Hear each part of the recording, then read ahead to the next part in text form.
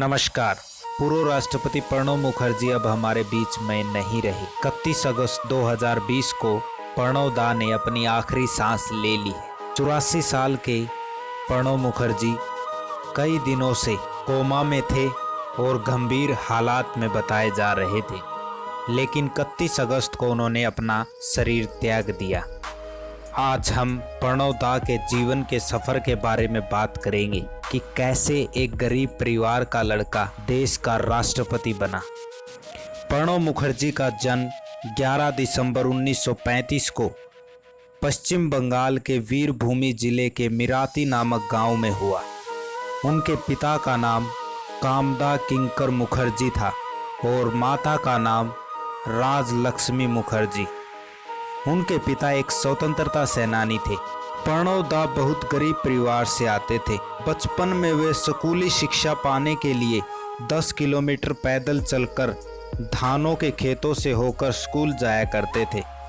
धानों के खेतों से होकर स्कूल जाने में उन्हें बहुत तकलीफ हुआ करती थी। इस तकलीफ को एक दिन उसने अपनी माँ को बताया। माँ को पहले से ही बेबस देखकर उसके पास कोई दूसरा विकल्प नहीं था और वो सारी तकलीफ़ें झेलते हुए स्कूल जाते थे। अपनी पढ़ाई पूरी करने के बाद उन्होंने 1963 में कोलकाता के पोस्ट और टेलीग्राफ ऑफिस में एक अपर डिवीज़न क्लर्क के रूप में करियर की शुरुआत की।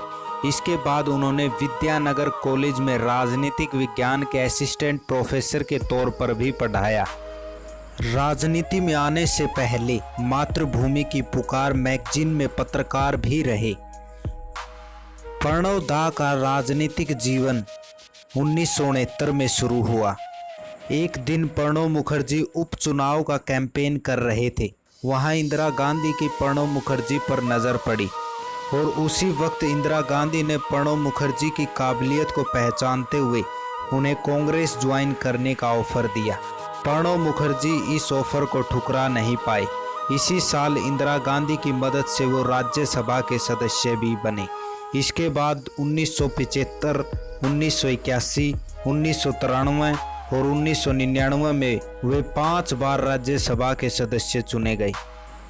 15 मार्च 1976 की इस तस्वीर में प्रणब दा उस समय के वित्त मंत्री चिदम्बरम सुब्रमण्यम के साथ नजर आ रहे हैं।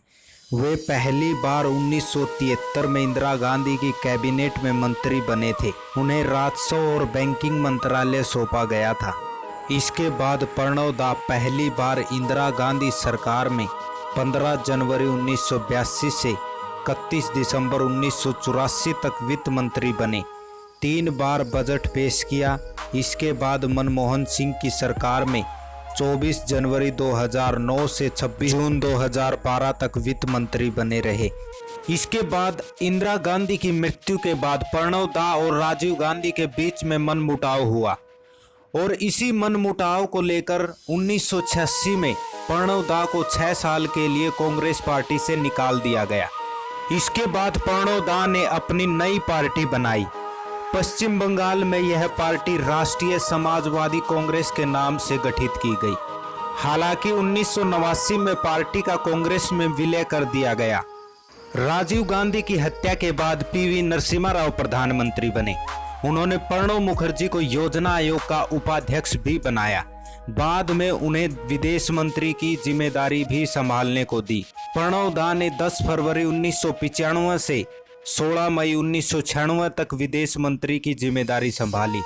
इसके बाद 24 अक्टूबर 2006 से 22 मई 2009 तक मनमोहन सिंह सरकार में विदेश मंत्री रहे। इन सब के बाद प्रणब दा के राजनीतिक करियर में 3 बार ऐसे मौके आए जब लगा कि प्रधानमंत्री वे ही बनेंगे, लेकिन तीनों बार प्रणब दा प्रधानमंत्री नहीं बन सके। वे कितने काबिल थे इसका अंदाजा पूर्व प्रधानमंत्री मनमोहन सिंह के इस बयान से लगाया जा सकता है।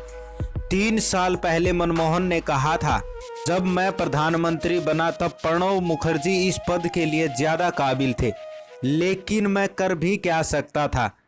इस पद के लिए कांग्रेस प्रेसिडेंट सोनिया गांधी ने मुझे ही चुना। प्रणब दा का राष्ट्रपति के तौर पर नाम 15 जून 2015 को सोनिया गांधी ने ऐलान किया था। 73 साल की उम्र में वो राष्ट्रपति बने। उन्होंने 25 जुलाई को 13वें राष्ट्रपति के रूप में शपथ ली। I, Pranab Mukherjee, do swear in the name of God that I will faithfully execute the office of President of India and will, to the best of my ability, preserve, protect and defend the Constitution and the law, and that I will devote myself to the service and well-being of the people of India. तब chief justice रहे S Kapadia ने मुखर्जी को शपथ दिलाई। वो 25 जुलाई 2017 तक इस पद पर बने रहे। 45 साल के लंबे राजनीतिक करियर के चलते उन्हें 8 अगस्त 2019 को भारत का सर्वोच्चतम सम्मानित पुरस्कार भारत रत्न से नवाजा गया। राष्ट्रपति रामनाथ कोविंद ने प्रणव दा को भारत रत्न से सम्मानित किया। भारतीय राजनीति में उनका नाम विरोधी भी